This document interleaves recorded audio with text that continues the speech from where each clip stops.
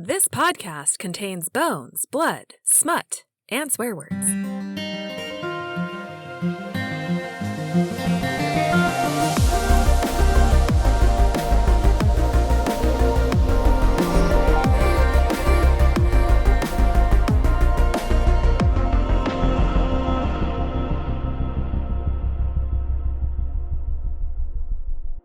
This is an editor's note.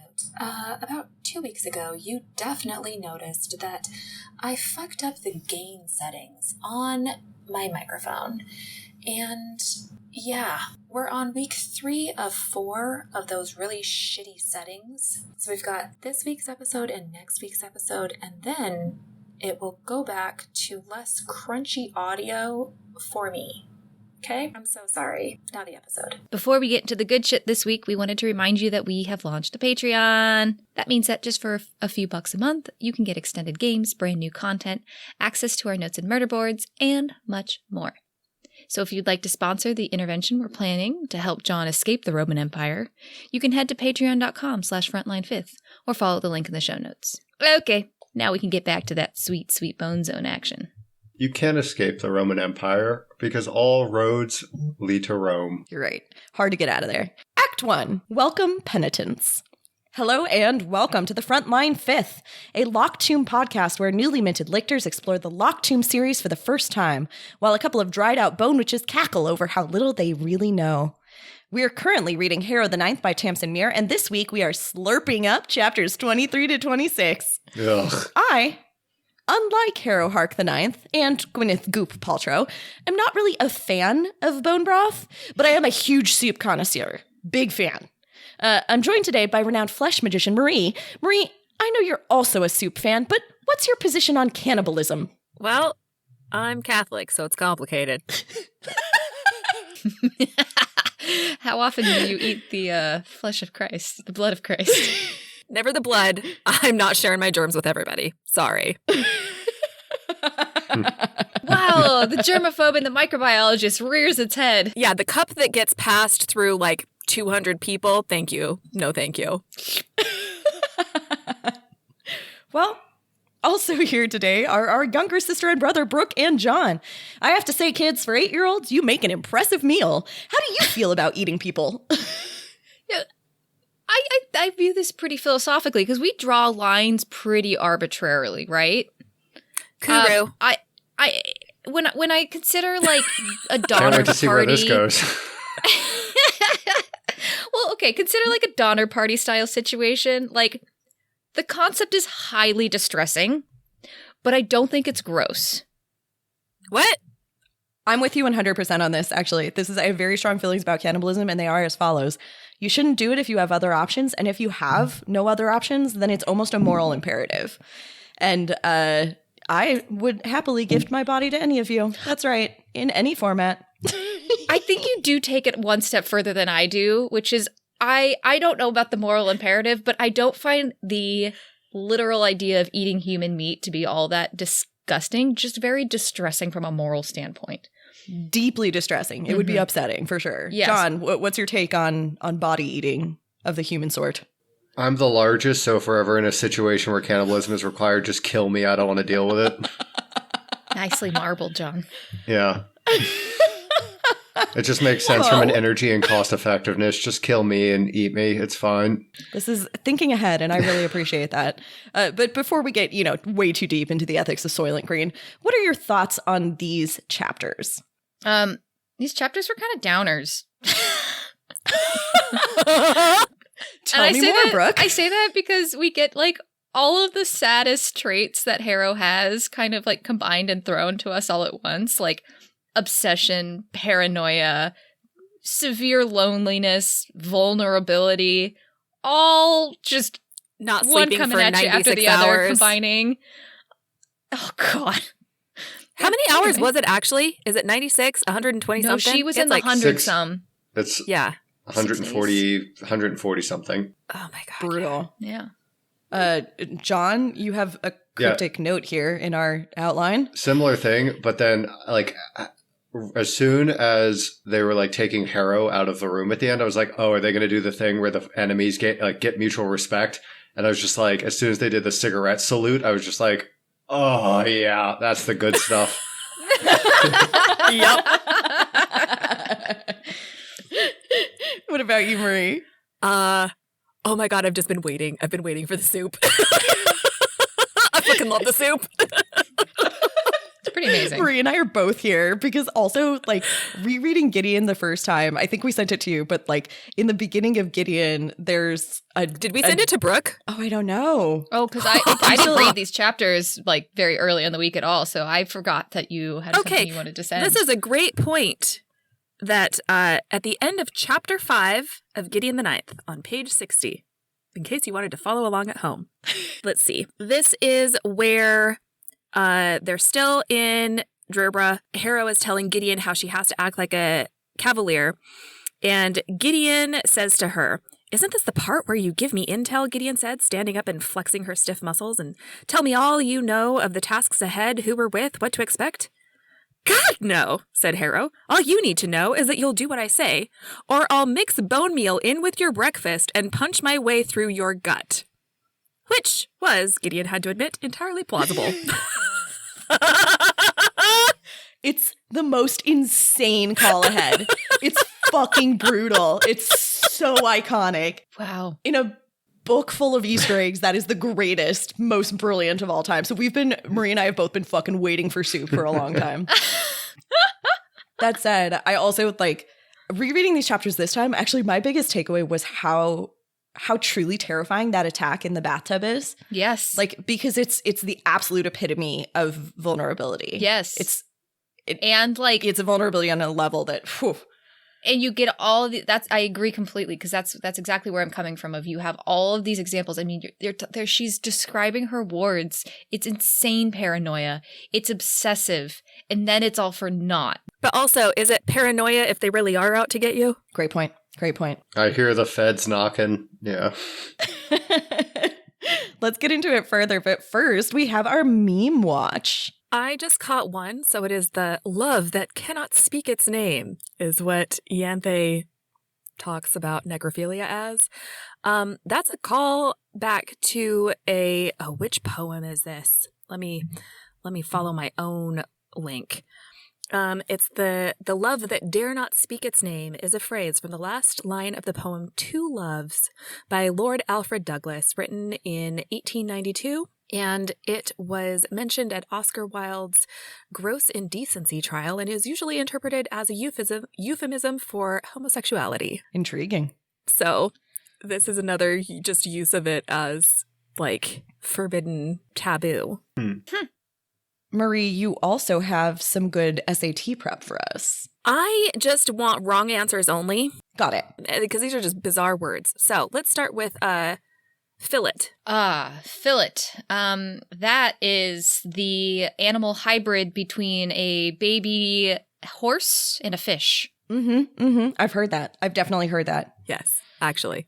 This is just, it's talking about Corona Beth's fillet with her little hairs escaping. It's a braid. That's why she's using it.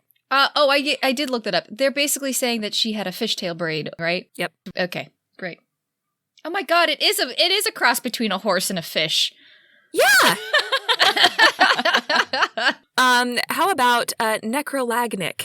Well, if the G was silent, it would be a layer upon layer of necromancy put into an oven and baked for about an hour and then taken out and served with a Caesar salad. But close. This is another word for necrophilia. Necrolagnic. This is where Ianthe makes an evil gesture of saying, was he waxing necrolagnic? Dear listener, Marie showed us the evil gesture. Isn't that what it is? Isn't that what you imagined? I'm assuming 100%. That's yes. Okay. Last, appendicular. Well, I mean, it's obviously got to be when your appendix explodes. Yes. You're the anatomy person. Do you want to explain what it actually is? Appendicular is basically the point where your bones come together as joints. So an appendicular skeleton is all of the things together and it has joints, but the edges, like the appendicular surface, is like where your tibia comes and meets your femur at the knee. So when I was looking it up, your appendicular skeleton is like basically all of the bones in your limbs and where they attach to your axial skeleton, which is like your spine and ribs. Wait, I thought it was like your appendages. Yeah. Oh, it's everything except that. Gotcha. Not your core stuff. But it is Yeah. because it basically is about things that actually come together as jointed appendages. Yeah. Well, with that, dear listener, sit back and try not to overstimulate your adrenal glands while we present Harrow the Ninth, Episode 9, You Make Soup. Act 2, Your Newfound Understanding of Soup.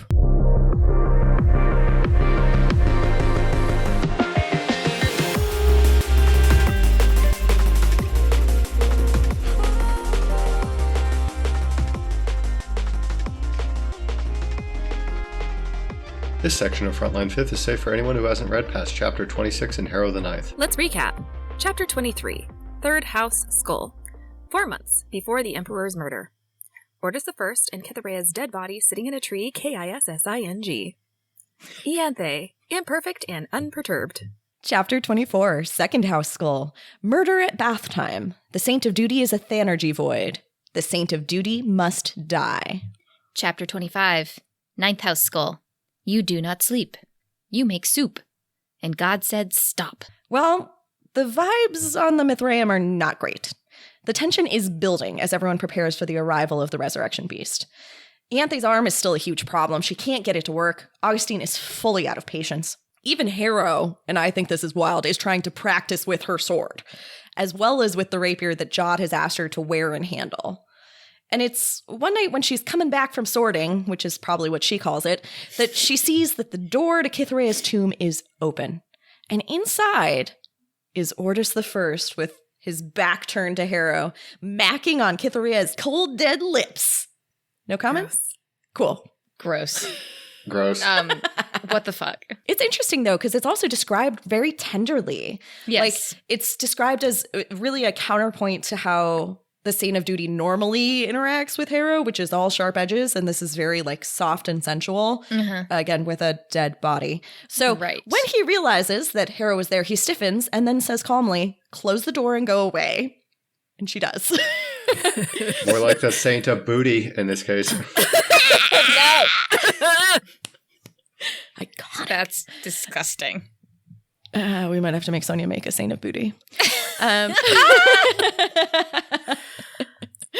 So when Harrow reports this encounter to Ianthe, she is entirely unperturbed. She says, the classical vice, oldest sin in the book. That's so gross. This she's whole like, thing haven't is you, so gross. haven't you ever? Don't you ever on the Ninth House? She's like, everyone does, really. Everyone's think done she's that. joking? Oh, who hasn't? No, I don't think she's joking. They're flesh It magicians. could go either way. They so are flesh gross. magicians. And in fact, Harrow says all flesh magicians should be drowned in boiling blood, which I feel like is completely appropriate. Also, doesn't she say something at this point where she's like, I'd walk out on a date with the Saint of Duty?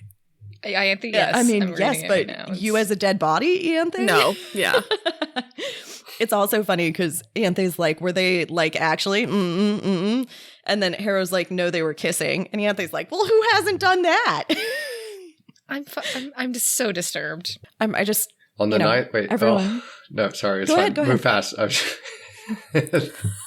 was just going to say, on the ninth house, they don't make out. They bone. No. No, that was beautiful. It was wonderful. Thank you so much, John.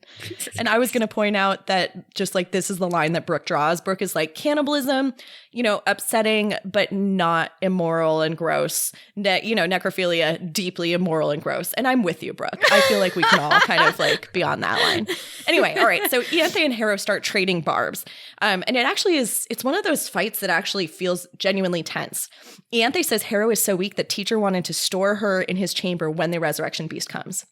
Harrow tells Ianthe the teacher said she was far from a perfect sword hand, to which I think Ianthe responds, God is a dickhead. And things escalate. Things escalate, right? Harrow draws her sword. She says not to, you can't blaspheme in front of me. And Ianthe's like, put it away. You don't even know where you got that sword. And Harrow's like, so tell me. And Ianthe says, I can't. You ensorcelled my jaw, you fucking psycho. Which is amazing. Just the whole way. I think she calls her like a tedious little bone witch. Like, yes. All of Ianthe's, anything she says, she has the best possible insults. And she really is imperturbed by insults to her most of the time. And so it's actually interesting that she kind of like was upset by Teacher thinking that she is an imperfect sword hand. Yeah. Anyway, they start actually trading threats. And for a moment, it looks like the murder of the week is going to come from an unexpected corner until Ianthe, who has to be up in 5 hours to train with Augustine yet again, throws herself down and buries herself under her pillows and says, go ahead, kill me. And so Harrow just goes off to bed. Super relatable. Yeah, Right I was like, here. this is the most relatable Ianthe's ever been. Like, oh my God, I have to be up in 5 hours to go like work on something where you just told me I'm shit at anyway. With like Death is somebody who's preferable. insulting me the whole time. Like, death is preferable. Go ahead. Meanwhile, of course, in the background, Harrow is still experiencing regular murder attempts from the Saint of Duty. And we get details on a particularly horrific one that we've already alluded to. So one day while she's in the bath, Which Ianthe tells her she would enjoy more if she was doing it right. And Harrow's like, this can't possibly be fine. So she's bathing in like 2 inches of lukewarm water. it sounds awful. We skipped over the wards. The wards are fucking incredible. Yes, Brooke, tell me about the wards that, Okay. Because Harrow reasonably has warded her room, and we get some details there. On breach, anyone passing through would have their arms ripped from their sockets and their legs whirlpooled down into deep bogs of boiling hot bone that crept up their bodies like incendiary gel. To follow, they would be run through with 4,987 sharpened, flexible needles of your own temporal bone. You'd think it was overkill. It feels like overkill. That's No? just in No? one hallway. That's just a vestibule. My favorite part about this actually is that she basically also says a person would be a fool to stop there because the outside of a space station is another obvious entry point. So she literally sends skeletons out of the airlock so that they can ward all of the like portholes and like all of the edges of the metal struts that like border Harrow's rooms. It's an incredible amount of work. All for naught. Exactly. It turns out it is not relevant. The Saint of Duty fully bypasses these insane wards. In fact, like to the point where Harrow's just sitting there in the bath, doesn't even notice until she starts seeing like bone dust falling from the ceiling and looks up and realizes that the Saint of Duty is there in her bathroom. Harrow tries to throw up a shell of bone, but nothing works. All of the bone in the room, from Harrow's exoskeleton to her bone earrings, they've been drained of Thanergy. They are entirely useless. The Saint of Duty is a Thanergy void. God, this is such a trope. I fucking love it. I love every time there's like, but how do you fight with magic against somebody who cancels magic? It's a reasonable question. This is like, you know what this actually reminds me of is, I can't remember. You know what? This might actually be in The Mysterious Study of Dr. Sex.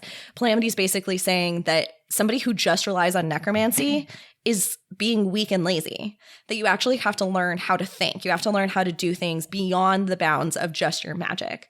But either way, it is this like horrific attack. The Saint of Duty hurls his spear at Harrow. She rocks the bathtub over and narrowly escapes. She is unarmed. She is dripping wet. She is fully naked and she's terrified. She was in a position that she thought was safe and a position of absolute vulnerability. And all of the bone that's outside of her body is useless to her. So she uses the only bone she has access to, which is her own. She like makes spurs come out of her heels of her hands. She stabs him with those. Absolutely rakes him. Yeah, but like she absolutely rakes him and then he makes those crumble away too. The second they're outside of her body, they're useless again. Is that a real rule? Inside versus outside a body? Don't know. Well, aren't the TBD. lictors, you can't really like tell what's going on unless you're touching them, right? Like Yep. they're just like they themselves are all voids. I guess maybe Harrow's a little bit different, but like for the most part, like even Mercy Morn has to be like touching lictors to like kind of figure out what's going on. That's a great point. So maybe it literally is that he cannot access the Thanergy in the bone to drain it away until it's like something that he is touching because she's raking him with her, bone spurs. This is the one that's like crazy. He hits her literally so hard that a couple of teeth tumble loose. And she spits them at him, and they turn into 4-pronged flowers of sharp enamel shooting into his beautiful green eyes and just fucking ruin his eyes. He stumbles back out into the hallway, right? Like, it's fucking chaotic. But from that moment onward, Harrow cannot find any peace. She knows that her wards are useless. She knows that her rooms are not safe. She is entirely vulnerable. Doesn't Ianthe see the aftermath of this? And then she's just kind of like she says something cryptic, like, well, it's not how I imagined this happening. And then she just leaves. Yes. Like, she doesn't help. She doesn't do anything. She just, like, sees her, like, in a puddle of blood, naked, and, like, probably, like, completely and totally freaked out. And she's just like, well, that's weird, and walks off. Yeah, not how I imagine this happening at all. I guess that this is like a not how I imagine seeing you naked. I guess. Walk away. Or not how I imagined you dying, or not how I imagined the Saint of Duty dying. I don't know. This is, maybe it's that the Saint of Duty really shouldn't be going after anyone naked unless they're already dead, based on our previous, information. I have to assume that's it. Gross. So, Harrow asks Mercy how to stimulate her own cortisol so that she can stay awake at all times. Because she's too afraid to go to sleep, she'll be too vulnerable. She spends nights lying under her own bed, looking up at the slats and clutching her sword. And she can't really ask for help from Teacher, because Teacher already knows that the Saint of Duty is trying to kill her. So instead, she can only tell him that she caught the Saint of Duty making out with the dead body of his sister lictor. To which Jod says, well, that's unfortunate. Yeah. What? I think it's a byproduct of being alive for 10,000 years. You just run out of stuff to do. Okay, I don't know about that. I hope not. No. He talks about it. He's like over the 10,000 years, all the lictors have kind of Inadvisable love affairs. Yeah. He said something a little funny, and I think this is descriptive of Jod at this point. I won't believe he's doing anything to Cytherea. Actually, that's a great insight. Thank you. Because you're absolutely right. I feel like Jod blinds himself to a lot of stuff in ways that are weird. He's supposedly all-knowing and all-seeing and all-powerful, effectively. But instead, he's willing to just close his eyes and look away from a lot of things. So Jod's worried about Harrow. Not because she's experiencing murder attempts, but because she looks real tired. So he says, do something normal. Learn how to make a meal. Read a book. And Harrow realizes for the first time that God cannot understand her. And I feel like that must be an incredibly isolating moment, because Harrow does trust Teacher, love God like a father in many ways, I think. Nevertheless, she follows his directives, reading technical manuals in the kitchen and following recipes. That's exactly how I see recipes, by the way. My husband loves to just throw food in and make whatever's there. And I am a molecular biologist. I would like a very specific amounts in very specific orders at very specific temperatures. Wait, but the way Ianthe describes making soup is actually quite a correct technique to some extent. What? She outlined the technique outside of the burning part. Burn some onion in a pot, add some water and some vegetables, and then it'll taste like nothing, so you add some salt, and then it'll taste like salt. You got to imagine that necromancers make incredible stock. You can, instead of simmering the bone for 6 hours, you can just, do necromancer stuff and just pull it out. You can soften the bone. You can make stock Speed so up that quickly. process. I spent 24 hours making stock recently. Yeah. And then another 12 condensing it.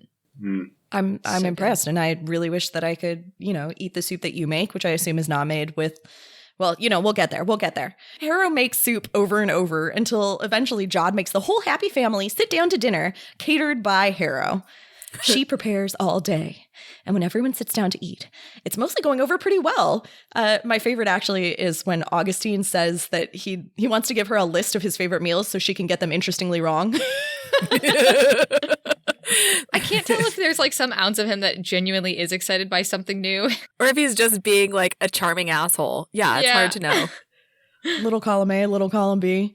And Harrow, of course, is barely lucid at this point, not having slept in days. the lictors ask what the meat is, because if there's chunks in there, they've all been rendered down. And Harrow thinks and thinks and finally finds the word she's looking for, which is marrow. Can we pause and point out like the two things that on like rereads to me are like the fucking funniest things?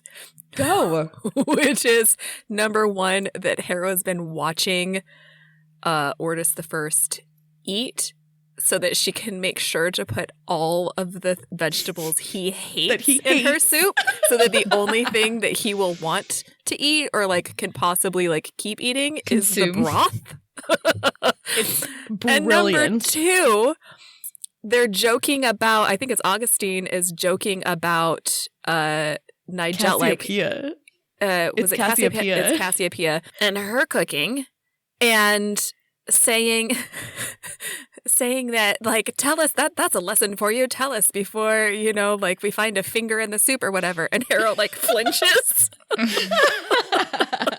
She's like, how did you know?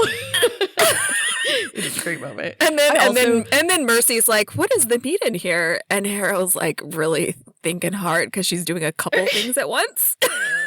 Yeah, because that's the other thing. Like, not only has she been up for days and days at this point, but she's like actively trying to build a construct inside of another person. Not only another person, a lictor that like you can barely like. Yes. Like the whole thing would be, I think, just from the way that John talks about it at the end, is just like the whole thing would be ludicrously impressive if she was like a full lictor, right? And just like also fully well rested. And she's like delirious, exhausted, not a full lictor, and still manages to create a skeleton inside a void, basically. Yeah, stromal cell by stromal cell. Yeah, from diluted bone marrow. It's just like the whole thing is so impressive. And once again, we get like a reminder that Harrow truly is at least the greatest necromancer of her generation. I love that. I also, sorry, like this is going back to the other thing about the veggies that I think is funny is that it's like couched as this intentional choice, this strategic choice, so that Ortis the First will only drink broth. But it also is a little bit petty spite. And I love that for Harrow. She needs a little more of that in her life. You are absolutely fucking right, John. She is a unbelievably gifted necromancer. A skeletal construct bursts forth from the Saint of Duty's gut, slicing him open from the inside. Blood spurts everywhere. The Saint of Duty is being disemboweled from within. And she's about to like send a bone spike through his brain so he'll actually die, basically. And then God is just like, nope. And God says, stop.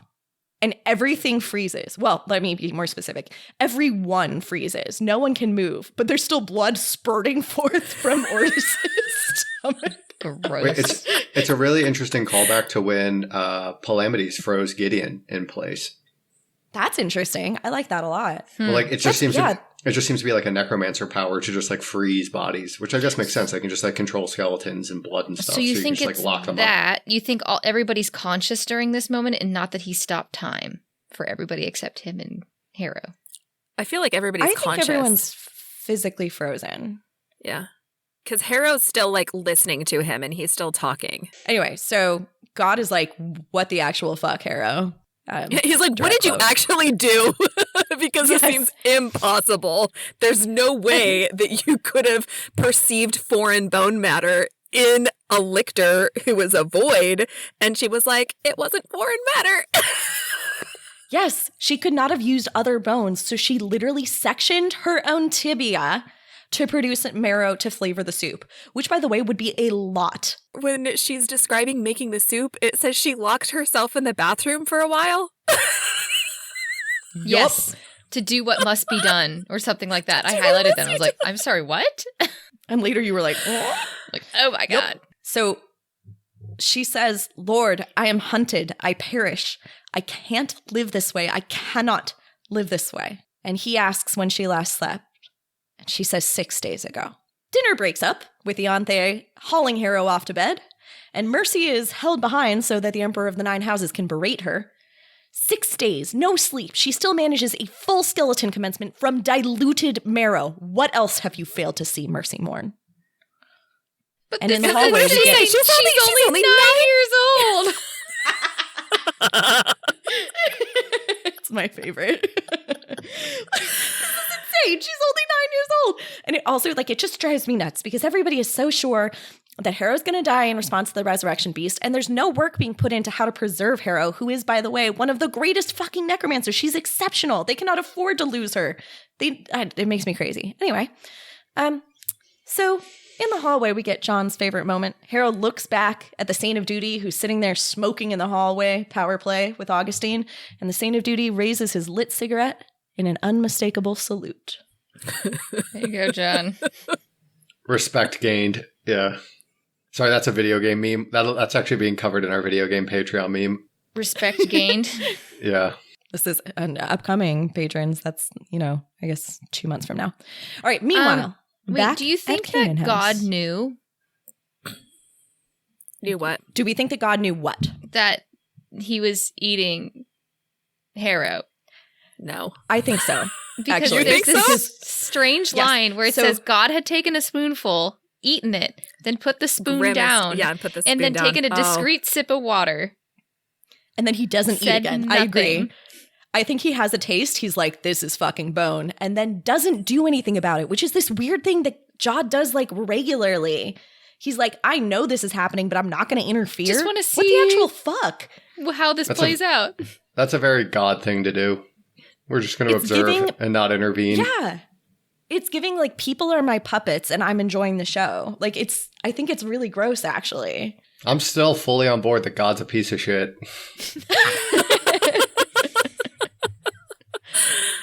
Well, meanwhile, back at Canaan House, Act 3, May all the blood of your blood suffer.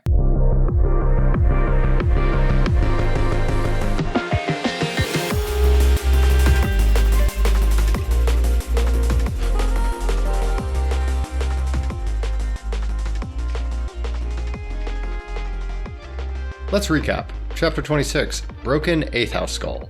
Silas and Coronabeth go over the edge. Out in the rain one day, Harrowhark sees Silas Octokizaron and Coronabeth Tridentarius standing on the edge of one of the terraces of Canaan House. Silas says, somewhere out there may all the blood of your blood suffer even a fraction of what I have suffered. And then he pushes the Princess of Ida off the edge and she plummets into the mists. Harrow charges forward. She's ready to throw down. She tells Silas that the Black Vestals have only one answer for murder. Silas is entirely unperturbed and as vicious and self-righteous as always. Harrow pulls up skeletal constructs from bone chips, ready to attack. And Silas says, her filthiness is on her feet. She has not remembered her end. Is this how it happens then? And then he throws himself off the edge of the terrace and disappears from view. The fuck does that mean? Her filthiness is on her feet. I feel like that's a biblical thing, right? Yeah, Jesus, I'm wondering, Jesus maybe washes the feet of the... That's like a whole thing. Good job, John. It is, it's from Lamentations. Refers to the impurity and sin that has defiled a person or a city, in this case, Jerusalem. And it continues, she hath not remembered her end. Oh my God. That was amazing. Way to catch a, Wait, so what's our context? You said Pure luck. I was just thinking about the Pope washing feet like 10 years ago. John thinks about feet a lot. Yeah, that's true. I think that is very funny too, is that there is one specific very flowery translation of the Bible that Tamsin favors when she is pulling biblical quotes. So, and this is like specifically from that translation. That's so interesting. Shit, I would never know.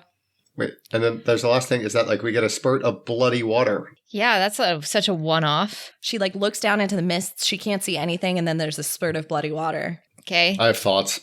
Oh my Josh, we've got Canaanites dropping like flies out here.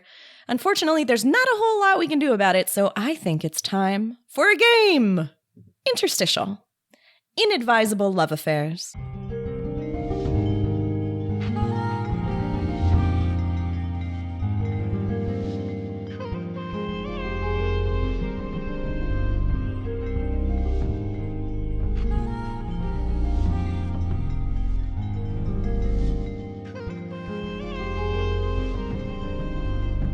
God's not wrong. It's hard not to see the crew of the Mithraeum as a depraved set of immortal criminals, to which I respond, I'd watch that show. That's why this week, our game is in fact a soap opera. This week, I have asked each of our hosts to prepare a scene from the universe-renowned daytime drama Lichter Lane. So, who would like to go first? And also, I have 2. We can do either or we can do one. I think you should go first, Hannah. You are a award-winning playwriter. Yep. Thank you. Only in the first round. I never make it past the second round. Would you like my comedy or my soap opera or both? Yeah, let's start with your soap opera and end with your comedy. We'll end the whole section with your comedy. Yeah, we'll sandwich with excellence. All right. Are you ready? Please set the scene, Hannah. Scene. Harrow's 18th birthday. An intervention in the kitchen of the Mithraeum. John as John. Marie as Mercy. Brooke as Ianthe. Hannah as Harrow. And also as Harrow. Really? We should have done this ages ago. It's disgusting, John. She needed more time. Harrow, come here. There's something to tell you. Oh, this is going to be delicious. What is it, Lord? Harrow, we know. You've been having difficulties here. She's an incompetent. One of her is, anyway. Hush, Ianthe. Harrow, it's time to tell you. The reason your eyes haven't changed. Do you remember Cannon House? Really? Teacher, this is taking far too long. You went as twins. You'd been hiding all your life, pretending to be just one person. Krona in my way was way better, Harry. You couldn't bear to kill your own twin, and she couldn't bear to kill you. The pain drove you both mad. So you murdered everyone else. You aren't a classic lictor because there are about 6 souls fighting for place inside you. Camilla Hecht, Palamity Sextus. That dreary second house team. We've been keeping you apart, but we think it's time. Augustine, bring in Harrow number 2! Oh, fuck. Oh, fuck. End scene. Thank you. Happened. Secret twins! We love that trope. An iconic one. Okay, all right. Brooke, do you want to do your scene? All right.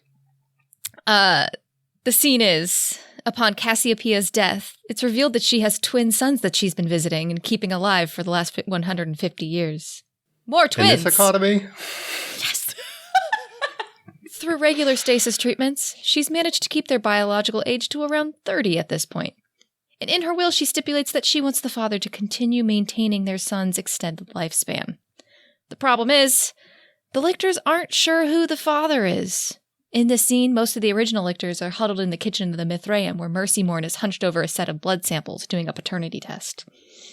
In this scene, we have John as Augustine, myself as Ulysses, Hannah as Cytherea, and Marie as Mercy Morn. Can I just say that I love that I'm always Mercy Morn? Thank you. You're welcome. It was a choice. John as Augustine. I'm not worried. We were barely even. There were mitigating rituals. Warded linens. It can't be me. Warded linens is incredible. I don't understand why she would keep it a secret. How could she keep it a secret since when she was so loose-lipped after drinking wine? Oh, it's so romantic, isn't it? Being shackled to a ticking mortality bomb for the next few centuries. Ugh, I'd rather you replace my blood with lye. And anyway, it seems that Cassiopeia has pulled an incredibly juvenile prank. Twin A is the biological child of Augustine, and Twin B is the biological child of Cyrus. I'm sorry, that's not how biology works. It is, with a dual-chambered uterus. Superfecundation. She compartmentalized her own damn womb! Sorry. She made herself into like a fucking cat?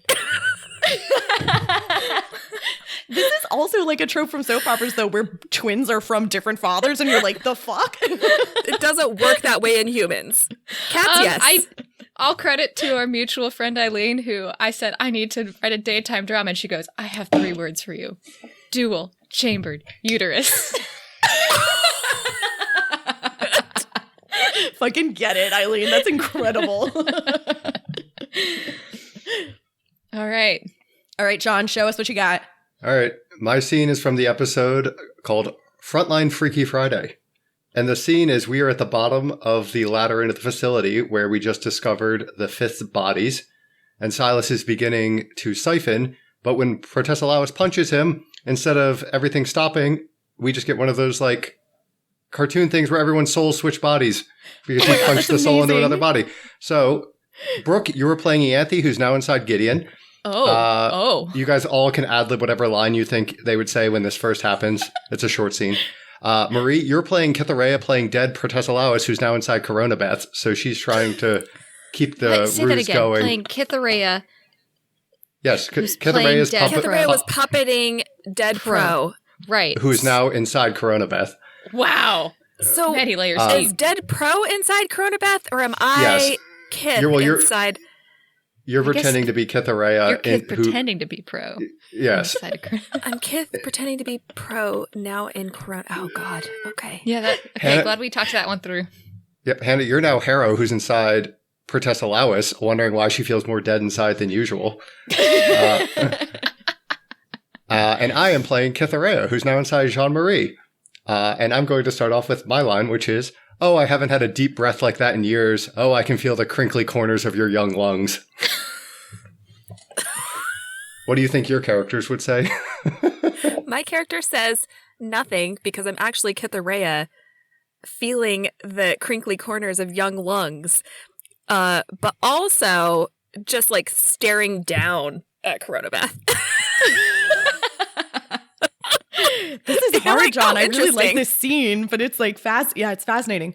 I think Harrow basically says something like, "Octakizaron, you have shifted us all into different bodies, and this one doesn't move right."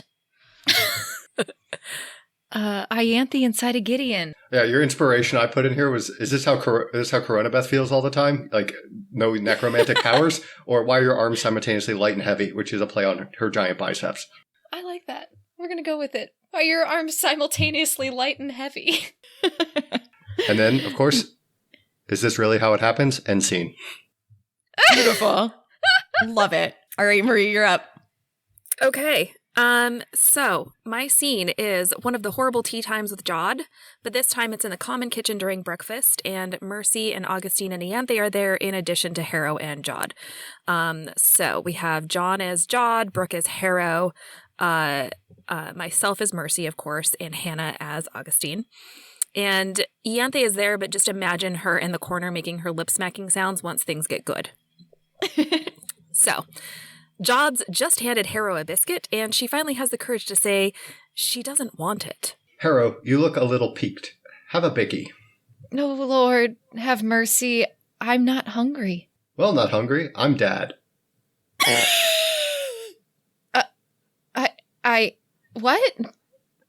I meant to find a better way to tell you, but it just sort of slipped out. Unlike when... Yes! John, old chap, why? After all this time, it can't have been your biological clock. And then all of this general hubbub is interrupted by Ortis throwing his spear into Harrow from the hallway.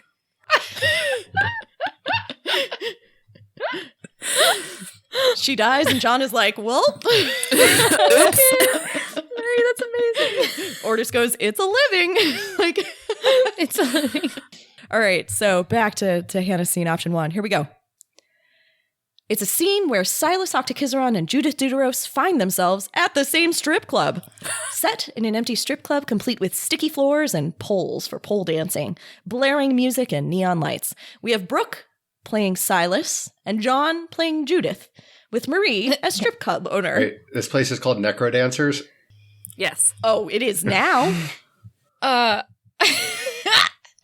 Brooke as Silas and John as Judith, as you will. Okay. Judith Deuteros, besmirching the white uniform of the cohort, I see. Well, the cohort is always sex and violence, and no true love for our kindly master.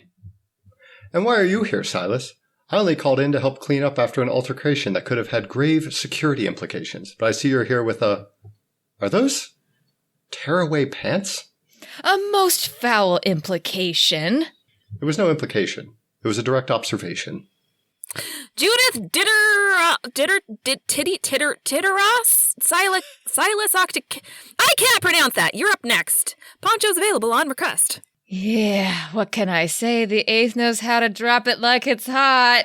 I blew bubbles out of an orifice, but it's not the one you think. End scene. Jesus Christ. Oh my god.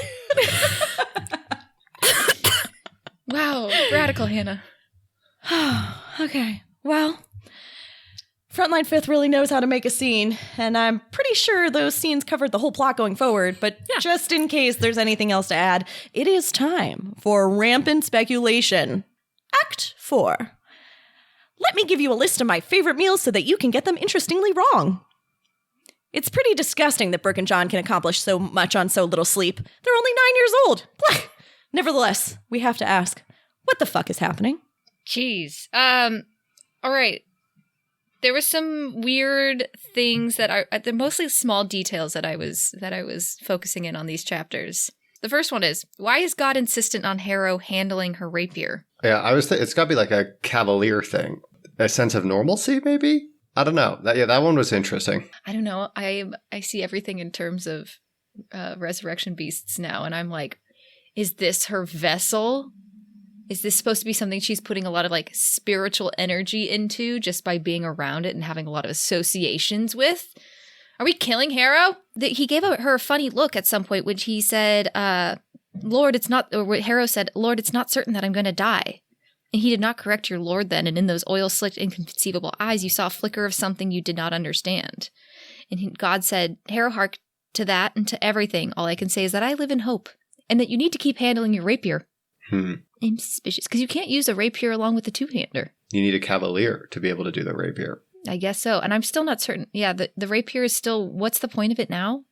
After you've killed your cavalier? I don't have anything for that. I wonder if God is in on the work at all, given that exchange as well. The work being what was referenced early on in Harrow's legalese letter. I don't think so, but like also Ianthe's callback to like God giving her the sword, which is interesting because maybe I've been thinking about this wrong the whole time. I thought like the sword was Gideon's sword the whole time. Me too, yeah. I mean, that seems pretty straight line from last book to this book, and her using the two-hander to kill Cytherea and then get picked up from Canaan House. Yeah, I don't know. Like there's something weird there, right? Like it said God gave her the sword, and she's never asked why. Yep. Is it different than the sword that Gideon had? Is it different than the sword that's in her memories with the sleeper?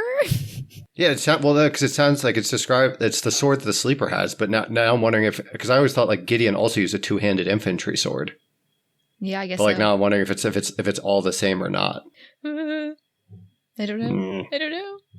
Yeah, with that not knowing, Cytherea's corpse. Do we want to get more into why the fuck Ortis the First was kissing Cytherea's corpse? Marie, what's the word again? Waxing necrolagnic. Waxing necrolagnic. Or corpse compulsion was another term used. That one's grosser. I'm not fully sure, yeah. Way to victim blame on the corpse. Anyway. I guess. The corpse compelled me to do it. I don't know what to tell you. Gross. Any I thoughts? see. I thought it as like you were compelling the corpse to do the things as opposed to. Huh? Yeah. Okay. No, any ideas? Well, I like your note here that if Ortis might be analyzing Cytherea's body, similar to the fact-finding makeout session that Harrow had with Ianthe. This is why I got to write down my thoughts. They're gone as soon as they come in. You did write it down. It's literally I right know. there. It's amazing. I forgot about that idea. I was looking at this as maybe an analogy to Harrow kissing Ianthe, looking for necromantic clues by contact, but not sure what would have gone wrong with her mouth. The other funny thing here is that the two-hander's very explicitly not supposed to cut flesh, and I just now am also remembering that it did that first night at the Mithraeum. Yeah. It was found embedded. My operating theory now is that the sleeper... All right, so the current theory that I have is that the alternative that we're seeing is like something that's in the river. Like it's like a subliminal, like the Harrow, like Harrow, the whole storyline. Like meanwhile at Cannon House, yeah, I think it's like some weird subliminal dimension thing that Harrow built as part of the work, or like had access to as with Ianthe's help, and like localized Gideon and everything else there. Why do you think it's in the river? Because there's like they throw the body out, like when there's like syringes and like stuff flying through the windows when it rains, when Silas jumps in, like a splash of bloody water comes up, or like whatever they call it. It does sound like what you saw in the river. It sounds like it's like kind of like a localized pocket dimension in the river. And so now I'm wondering if, because again, maybe this is me reading into it too much, but you guys seem to think like you guys gave us a sword as a character, and marry, kill, fuck, resurrect. So now I'm wondering if we're calling it here, the sleeper is in the sword and is now in Kytherea's body. I also want you to remember that we had a lot of fun with Teacher and Gideon. I can't help the things I love, you guys. Yeah, I'm going with the sleeper's in Kytherea's body. The sleeper is in Kytherea's body. Oh, that's terrifying. And there's some like weird like. You think Ortis is looking for signs of that or something? I don't know if it's like alternative history. It's like a simultaneous pocket dimension. I don't know. There's something weird there. Alternative reality. Yeah. Yeah. Weird. The last notes that I was taking in these chapters were around God's powers. I thought that I didn't realize. I think you might be right after kind of like skimming over the section where quote time seemed to stop. Though I don't think maybe it was time stopping, but rather him freezing everybody, which would suck because that mean Ortis was like stopped, but with like mind intact, with like a body split in half for like several sentences, which they'd say he doesn't feel pain, but oh my God. Yeah, it would suck. There's been several lines in this book where God makes comments about time that are like starting to really, and like also with his powers that are starting to really bother me. Like they talk about faster than light and it messes with time. He talks about not being able to master time as a power at one point. Oh. Like, so definitely not time. Well, there's something weird. And I'm wondering if it's meanwhile, Cannon House is God in on the work and did something with time. Like, I don't know. There's something there. Like, it's been mentioned too much not to have some payoff, I feel like. I haven't noticed. Yeah, I think there's also this throwaway comment about he ate one person 10,000 years ago and didn't want to do it again. The fuck? Well, you do have to consume somebody as part of the Lichter process, right? Yeah, but not like through soup. Felt like it was an analogy of soup, of literally eating, cannibalism style. We still haven't gotten confirmation about who God Lichter to become. I'm still like on Lichter the planet or like God. Like, I don't know. Maybe you're right. I don't know. There's still so many breadcrumbs and no resolution to so many of our theories. We have no idea what's going on, Hannah. Yeah. I love rampant speculation. It's a delight for me. I honestly feel like we were better at this when we knew less. I feel like we were better at speculating now than Gideon. Things don't fit. Welcome to Armchair Expertise. This was my rant last week, and I maintain it. Well, I guess we'll see if any of that happens next time when John and Brooke wake up in Ianthe's bed, meow, in Harrow the Ninth Chapters 27 to 29. And if you, dear listener, are like Brooke and me, reading along for the first time, make sure you find our reading calendar on our website, frontline5th.podbean.com, or follow us on Instagram or TikTok. And to support us, you can buy merch or join our Patreon, all of which are linked in the show notes. If you like this podcast, please share it with your friends and give us a 5-star rating anywhere you can. We are coming up on 10,000 downloads. We're actually expected to cross that probably today or tomorrow. It'll have already happened by the time you listen to this episode. But you know what that means. Do you know how close we are to doing this full time? Not at all. So share this with your friends. So share this with your friends. Again, none of you have taken me up on your feet pics. Some of you have shared this and told me explicitly you don't want my feet pics. That's perfectly fine. But please give us a 5-star rating and share this with your friends. And if you don't like it, feel free to lie. Now head off to sleep, my baby necros. Mommy and Daddy have some deep spoilers to discuss. I will say that I still have hundreds of stickers, and my husband just bought forever stamps at Costco. At Costco.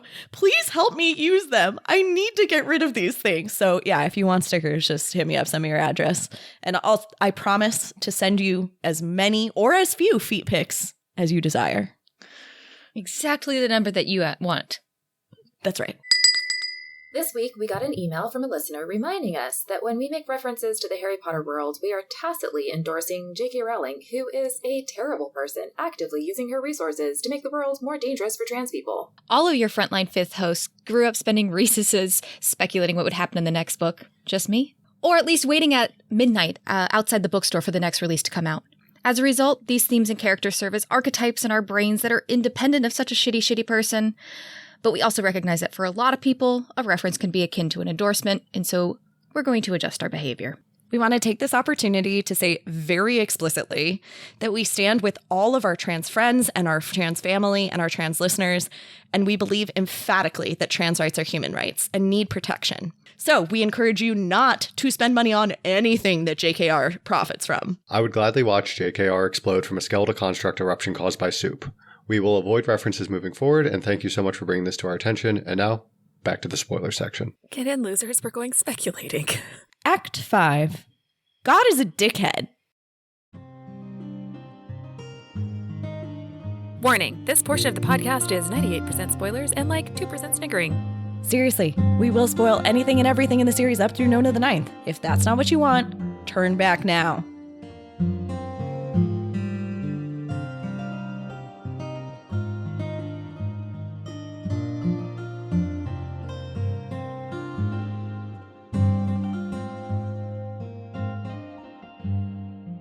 Fuck me. Fuck John.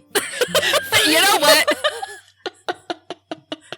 He needs a more demanding job. That's right. He needs to be doing this less than full time. Oh my God. That was... It's a river bubble? What? It's a pocket dimension? What else did he say that I was like, oh, the sleeper is in the fucking sword? Go away! You're not. He's not allowed on this podcast anymore. We kicked him off officially. All right. Well, I was like, there's no possible way for new newbies.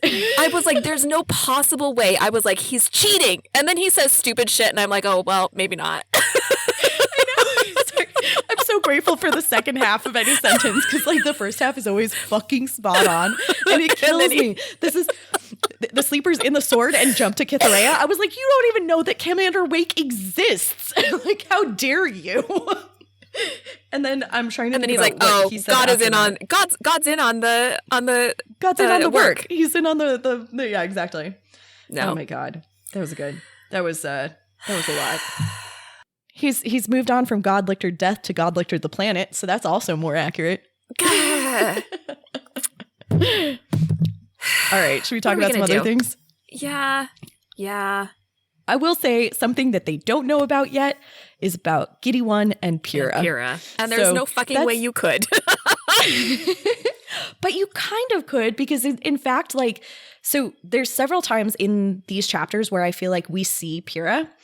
And Tamsin makes a very real effort to be specific. The un-Ortis-like tenor of his voice and like this gentleness in his hands when he's kissing Kithaerea that she's never seen before. And it's really easy to be like, oh, and the back is turned. The Saint of Duty contains multitudes. Yeah, exactly. His back is turned so you never turn around to see his eyes. Yep. But I love that, like, again, it's so easy as a reader to just take this as a complex character instead of what it is, which is two different people. Also, I texted you and was like, oh, are the kiddies going to catch this particular sentence, which is that he only ever showed interest in one other person, which was Pyrrha and the criminals he's hunted. And when he kicked that Edenite commander out of an airlock, it was like seeing a man on his wedding day. I loved that. It was so fucking spot on. No, they completely have ignored the Edenite commander. We are very lucky. We are so lucky, Marie. Yep. Because if they caught that, then it would have been like, damn, they've got the whole thing. There is something interesting about Giddy One being legendarily unamorous. Like, weird, and right? I almost wonder, he has such a... Well, we'll talk about this next week when we get into some of Commander Wake's messages in the bubble. But he has such a dedication to John, to Jod, to God. He is incredibly dutiful. And there's a part of me that wonders if it is actually a sexual interest thing. If he like has always loved John in a way that's actually more than some of the other lictors. But I don't know that's true. He's dedicated very impressively. In this moment, which I also love along with John, where the Saint of Duty raises his cigarette in an unmistakable salute. It's a beautiful moment. So the question is, do we think that's Pyrrha or Giddy One? Because I think it could go either way. For me, cigarettes is always Pyrrha. I think it could go either way either, but I think that this is a key, and this goes back to like why I was so insistent on you reading The Unwanted Guest, is because I also noticed as we were talking through it, and it was something that I never really, because I made this slip up about how Nigella was the cook. No. Yeah. Nigella always was the cook, except when they're talking about this, they're talking about Cassie, which means that Cassie became the cook once she had become a lictor. She actually took up like significant parts of her Cavalier in a personality way. Like it's not this distinct thing. There really is a lot of miscibility. There's a lot of like overflow and overlap and merging of these souls. I think you're totally right. So you do have to wonder, like, are Gideon and Pyrrha two different people? There is like a significant enough merge. Yeah. Because in Nona, Pyrrha says something about how Gideon took more from me than he took from you. Yes. And so it very much is like Pyrrha knows that she's not her full self. So like the Pyrrha that we meet is not the Pyrrha from the flashbacks. And it's interesting too, because you could see it either as a Pyrrha who has been diminished or a Pyrrha who has been slightly mixed and altered, right? Like, is there some Gideon in there with her versus is it just 3/4 of a soul? I think it's interesting either way. I am going to follow up on this more in our next episode, but you have gotten me so fucking hooked on Ianthe and Coronabeth's plan. It's like all I can think about. It's my new, center of my whole world. There's a really interesting moment where Harrow looks over and Ianthe is reopening her small journal. You noted that whatever she was doing involved some quite substantial mathematics. And then on her bedside table, there's these apples that she's trying to like figure out how to not, diminish away into and let them rot. She's trying to keep them in stasis. She's working on shit while she's on the Mithraeum. Harrow is like mostly working on staying alive, but I think Ianthe is actually like actively working on things that have nothing to do with the resurrection beast. She's like working on her own plan. There's some weird shit going on there. Oh, yeah. And I think it's partly why, I don't know if it's referenced so much in these chapters, but it very definitely becomes a thing where she's jealous of how much Jod interacts and seems to care about and like dotes on Harrow and the fact that Harrow gets like one-on-ones with Jod and she doesn't, because she's like, maybe I would like to ask him about these mathematics. And that's partly why she freaks the fuck out when Harrow is like, well, Jod said you're not all that. And she was like, basically like throws a fit. Yeah, which is, again, unusual for her because like when Augustine basically is giving her shit for being, terrible, not using her arm right, blah, blah, blah, blah, blah. Ianthe's basically like, yep, so it goes. What you going to do about it? But she is upset when it comes to teacher, not caring about her or thinking that she is less than she is. It's interesting, too, because Ianthe, of course, has spent her whole life actively trying to be the unobtrusive twin, actively trying to be the person that is not seen and not thought about. And yet it bothers her. It's this weird combo of like almost being too good at what you're doing and people don't even notice how hard you tried to get there. Oh, yeah. Oh, yeah. All right. So I have some random points also from the Mithraeum. When Harrow tells Jod about Giddy One making out with Cytherea, Jod says, "Are you certain?" Harrow swears by the locked tomb and Jod says, "I wouldn't swear by that in this instance." And I was like, what the fuck does that mean? I was like, why this instance? Is that was there some corpse compulsion with Alecto's body before that shit was like, tucked away? Or was Alecto a like relevant thing? Or did Giddy One have a thing for Alecto? That also could be a thing. I don't know. Yeah, that seems like really, really weird. Actually, it's pretty funny. Like right before this, I was, I think it was like yesterday, I saw on the Reddit forum that someone, which I don't agree with all their points, but they use that specific phrase to say that what if Jod has been going back to see Alecto regularly? And that's why you wouldn't swear by the locked tomb, because the locked tomb isn't really locked. That's also... That's pretty solid, actually. And I was like... But also, especially if he's going back to see Alecto. I know! Oh, God. Anyway. So Brooke pointed this out. We don't know enough about what Jod's powers are. We don't understand the limits of necromancy. And I'm not sure that he is limited to what we think of as necromancy, which is also interesting. His powers are different. They frequently get described as like this blinding light in Harrow's gaze, things like that. It's and like a not lemony clear. smell and like singes the sinuses, right? Like kind of like getting like a whiff of wasabi like straight up your nose or something. God, I love I horseradish. also thought it was really interesting that John picked up on something that bothers me, which is how much Jod talks about time and how much like he wants to like control time or whatever. And I have like more information where I think that it has to do with trying to find the billionaires out of FTL. But of course that doesn't come up until Nona, so there's not a reason for him to know about this. Okay, hot, insane take. What if that's actually what Ianthe is trying to do? Because again, I think she's doing some weird necromancy in the background. And it's with not letting things decay. I like the idea that what she's working on has to do with time. These complex mathematics that could have to do with FTL or with, she's trying to fill in the gaps that God missed. Because he makes a comment. That's why the mathematics always strikes me with Ianthe. Is that although, like their theorems and stuff, and it's like meant to be like, this is kind of like trying to do physics or like advanced chemistry or something like that, or like advanced mathematics when you're trying to do all this necromancy stuff.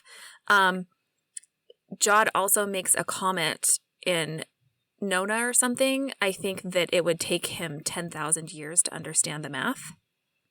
Yes. Jod is the first one, but he's a brilliant magician. He is. But there's no reason to believe he is the most brilliant magician, which I think is interesting. It's kind of like how you can have people who are just naturally get things and they're kind of naturally savants. And so like, like they're amazingly smart, but sometimes they're not the smartest or the most creative, or like they're not the people who actually, it's like the really smart people in like high school or college where you're like, they're going to go win a Nobel Prize. And it's like, no, it's the people who actually are smart enough but have to work a lot harder because they're used to working that hard. Yeah, it's definitely a combo.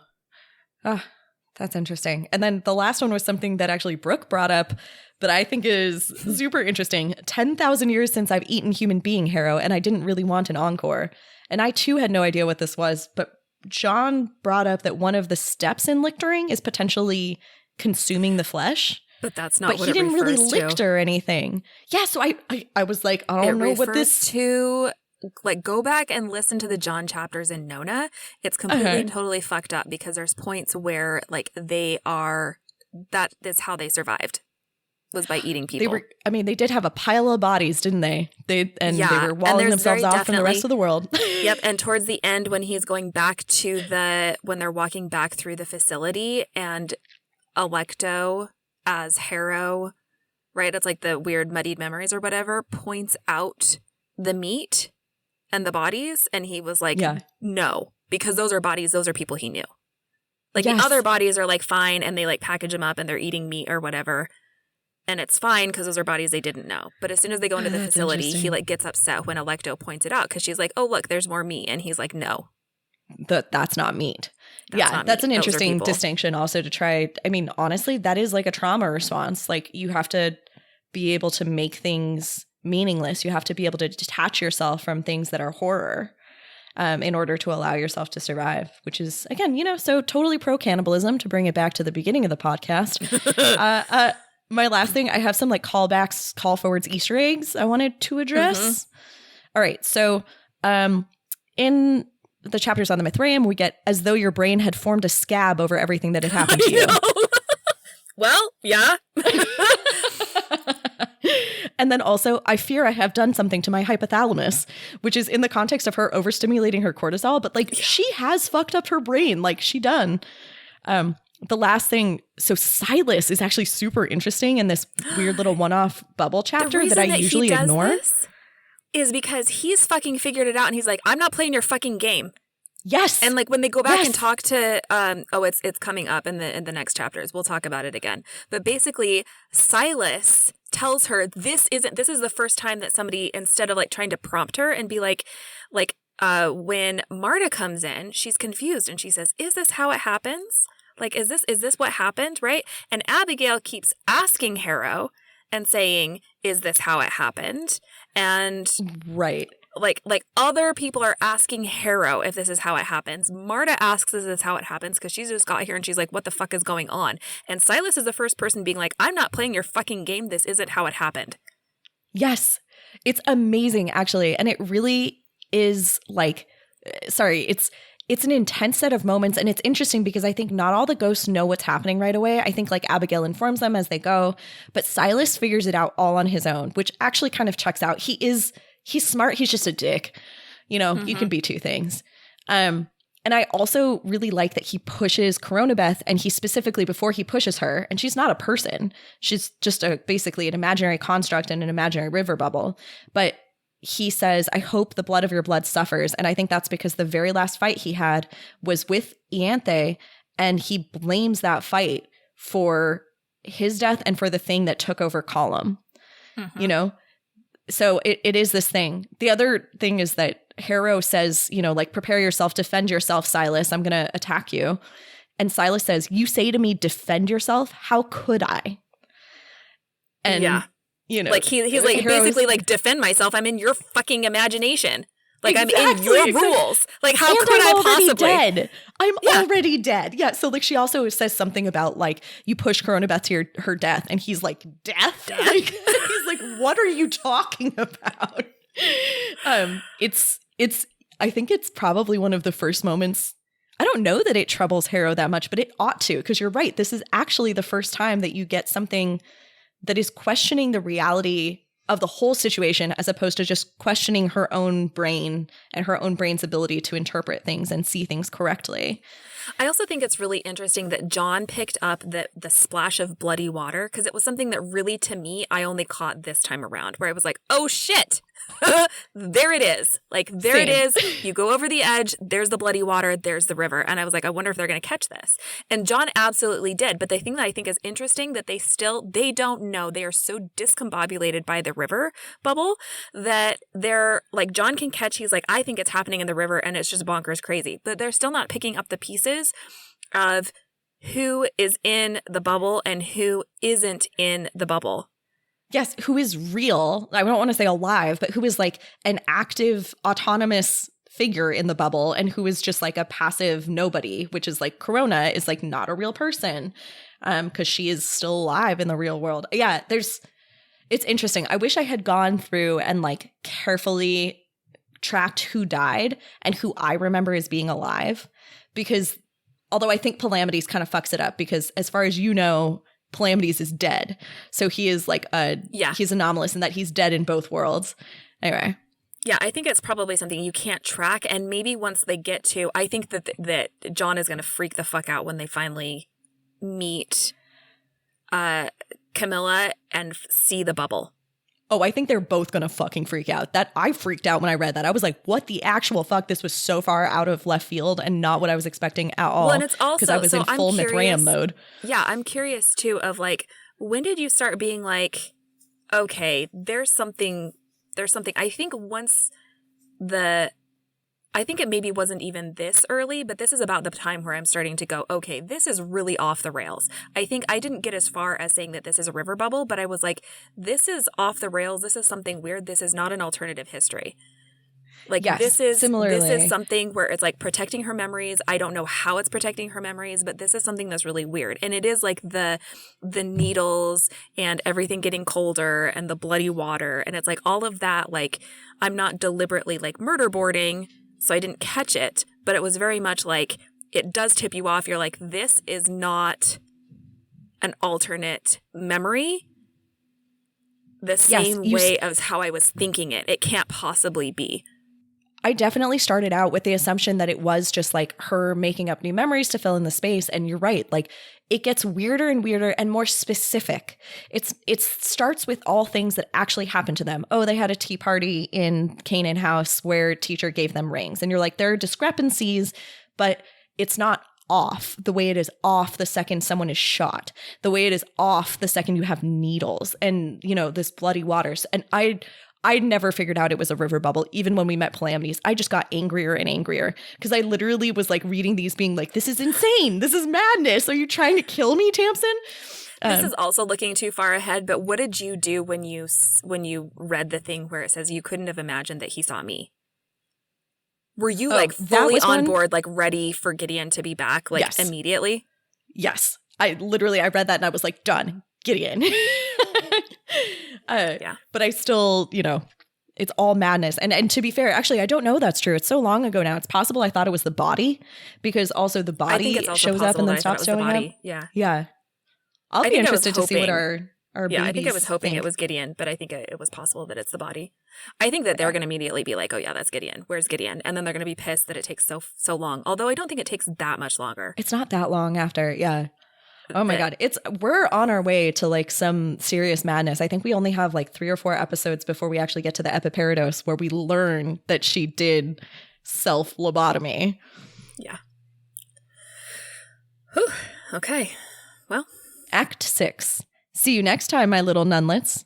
Well, it looks like we're at an impasse with the Saint of Duty for now, but we'll be back next week to expand our murder plans to conspiracy in Harrow the Ninth Chapters 27 to 29. If you want to follow along with us, our reading calendar is available on our website at frontlinefifth.podbean.com, and you can follow us on Instagram and TikTok, which are linked in the show notes. If you enjoyed this podcast, please tell your friends and give us a 5-star rating anywhere you can.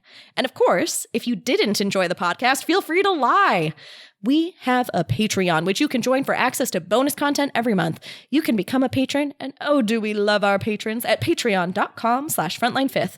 And you can check out our merch store at Redbubble, linked in the show notes. Finally, if you have any fun theories you'd like to share with us, feel free to email us at frontlinefifth@gmail.com. And with that, I'll just remind you not to unlock any tombs or enter any doors without permission, because, you know, ghosts. Bye! Frontline Fifth is a Locked Tomb podcast conceived by Maria Adamako and starring Maria Adamako, Hannah Grenwald, Brooke Anderson, and John Ryan. Our cover art was designed and created by Maria Adamako, who also edited this episode. Our fabulous music was composed and recorded by Blank Anderson. Sonia Grenwald designs our killer merch. Hot, gorgeous. The Locked Tomb series is a completely dope-ass book series by Tamsin Muir, who does not know we exist and is in no way affiliated with this podcast.